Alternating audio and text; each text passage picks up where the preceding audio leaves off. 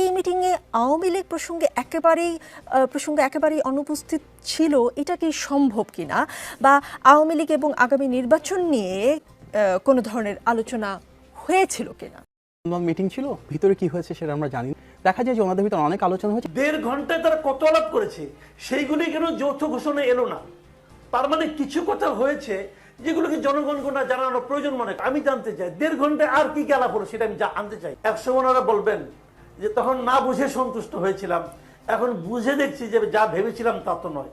খালি 3.5 কোটি টাকা খালি ওই হোটেলে ভাড়া দিচ্ছে। বিএনপি ক্ষমতায় গেলে আসলে কি কি উন্নয়ন করবে? সুনির্দিষ্ট তথ্য আমার কাছে নেই, আমি তো সেখানে ছিলাম না। তবে আমি বিশ্বাস করি উন্নয়নই অবশ্যই কথা হয়েছে। দিন শেষে রাজনীতি কেন, রাষ্ট্রনীতি কেন? রাজনীতি এবং রাষ্ট্রনীতি তো মানুষের জন্যই।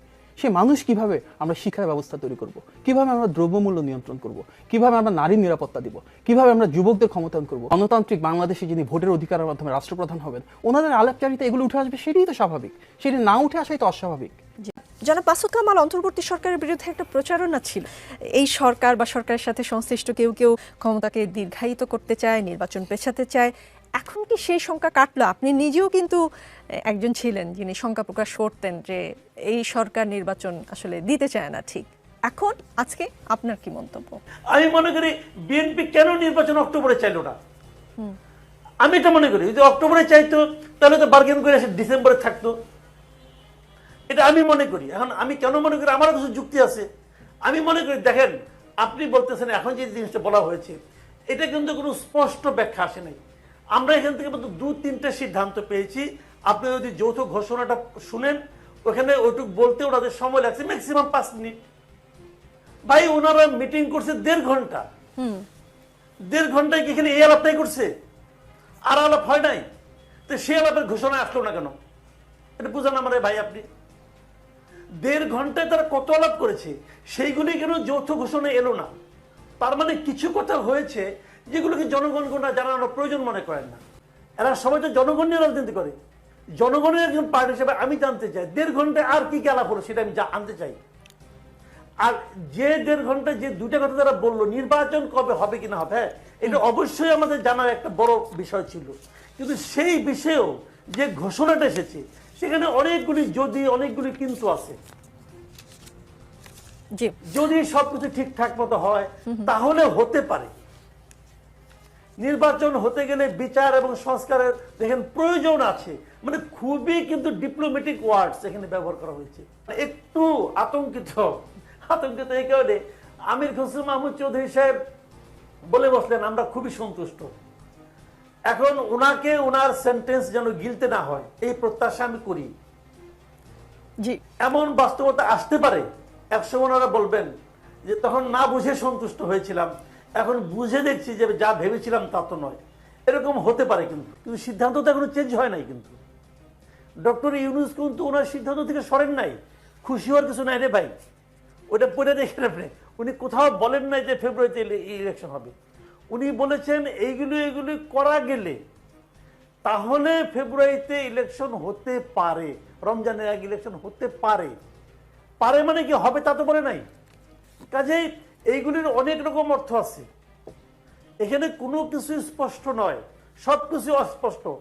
এতগুলি রাজনৈতিক দলের সঙ্গে বসলেন, ওইখান থেকে বের হয়ে এসে 80% রাজনৈতিক দল বলল তারা ডিসেম্বর কিংবা তার আগে নির্বাচন চায়।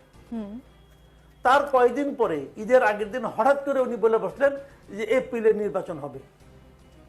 তো এই কথাটা উনি তখন এই ডেটটা ঘোষণা করার আগে তারেক রহমান সাহেবকে একটা ফোন করতেন। তারেক রহমান সাহেবের তো একটা বড় দলের লোকের ভাই, সে তো একটা বড় দলের নেতা, তাকে একটা ফোন করতে পারতেন না? এখন এই ফোন না করা, ফোন করতে কয় টাকা খরচ হইতো? এখন এটা না করার কারণে এই মিটিং করতে ওনার তো 3.5 কোটি টাকা খরচ হয়েছে রাষ্ট্রের। খালি 3.5 কোটি টাকা খালি ওই হোটেলে ভাড়া দিছে, আর এমিরেটসে করে গেছে, খরচ হয় নাই। আমরা কি এত বড় লোক যে আমরা আমাদের লিডারদেরকে 39 জন লোক ওখানে পাঠাবো এই মিটিং করে?